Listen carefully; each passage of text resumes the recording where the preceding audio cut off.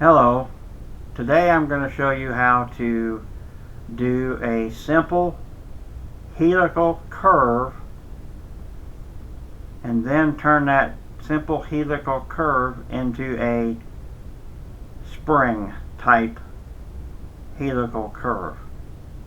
And to do that, we begin with going to surfacing on our tab ribbon,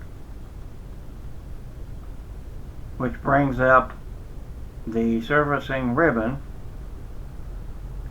Then I go to helical curve that's just about under the surfacing tab and click on it, and then bring my pointer down to my origin point, click on it, draw out my axis, click on it, and then pull from the axis my helix. Sometimes it will come out to you, sometimes it will go down, and sometimes it will go up. The object is to just make the basic helix to begin with. After you've made your basic helix, the helical curve parameters dialog box will come up. Once the helical curve dialog box comes up, you will be able to put in the parameters of your spring. You'll have the length, number of turns, and start diameter. Your start diameter will be either the center of the circle that makes up your spring wire, or it could be the inside of the circle that makes which would be the inside of your wire that makes up the full helix, that is the spring, or it could be the outside of your helical wire that makes up the helical curve. Once you've put in your parameters, then you close the box, and now you want to be able to make the wire itself. And to do that, we'll go back to the Home tab, bring up the ribbon bar for the Home tab, and to begin with, we'll use the circle to make the wire for the spring. See how the circle is placed on the end of the helix. Then you go up here. We're still in the Home tab, and we're going to go to Sweep in the Home tab, in the Solids section of the Home tab, and pick Sweep in the drop down. Once we've picked up Sweep, since we're just going to the basic helix, we're just going to hit OK. Now we're going to pick our path, which would be the helix.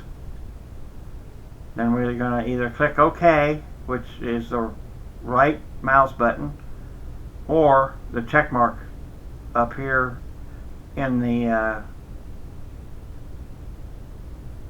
ribbon for the helix, for the sweep.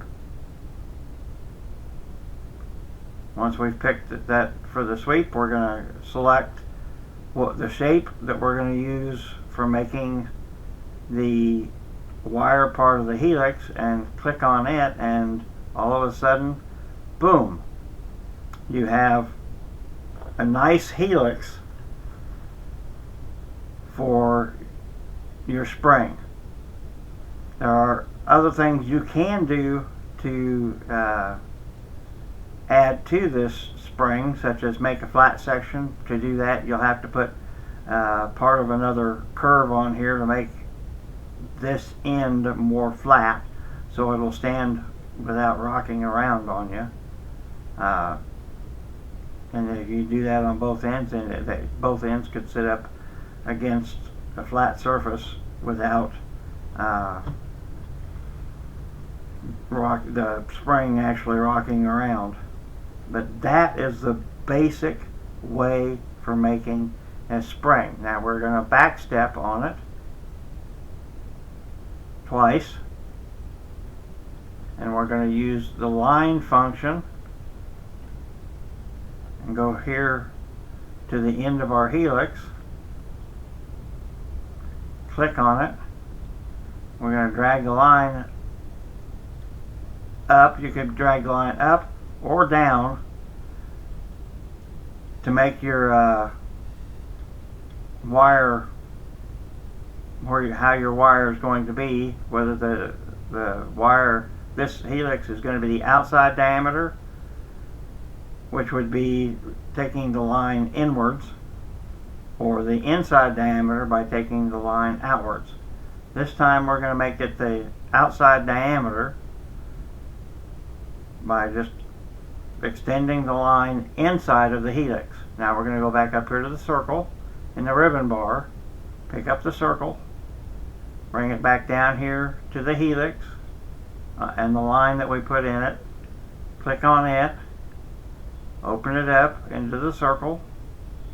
Now the helix is the outside diameter of what will be our wire. Now we're going to go back to the sweep function, pick up the sweep function from the drop down, click on OK again, since this is just a simple exercise on how to make a helix.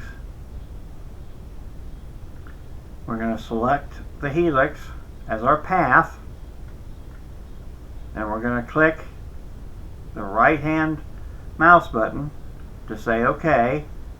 Now we're going to pick up the circle to make our wire with and click on it, and it automatically creates our helix.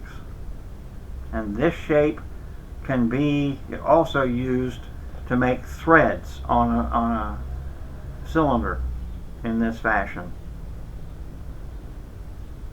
And like I told you before, you can also make this an inside diameter. I'm going to back step 3 times, take the line out. Now I'm going to go back to the line function, put it back on our end of our helix, and we're going to go out this time to make the inside diameter of our helix. And we're going back up here to the circle on the ribbon bar, pick it up, go down here to our line, make our circle on the end of the helix, and now this is the inside diameter of what will be the helix of our spring. Pick up the sweep function again, up in the ribbon bar, in the solids group. Again, it's simple, so we're just going to hit OK. Again, like I said, we're using the helix as your path. Once you've picked your path, click OK, which is the right mouse button, and then select your circle as your shape for your spring. Click on it, and automatically the helix is created. And there are lots of other things you can do with these helixes to make them better, different shapes. You can make, like I said, you can make them the inside threads of a hole, or the outside threads of a bolt or a rod, and then put them on a cylinder, and you automatically have a set of threads for your bolt. So have fun with this and expand on what you've learned today, and have a good time and enjoy yourself.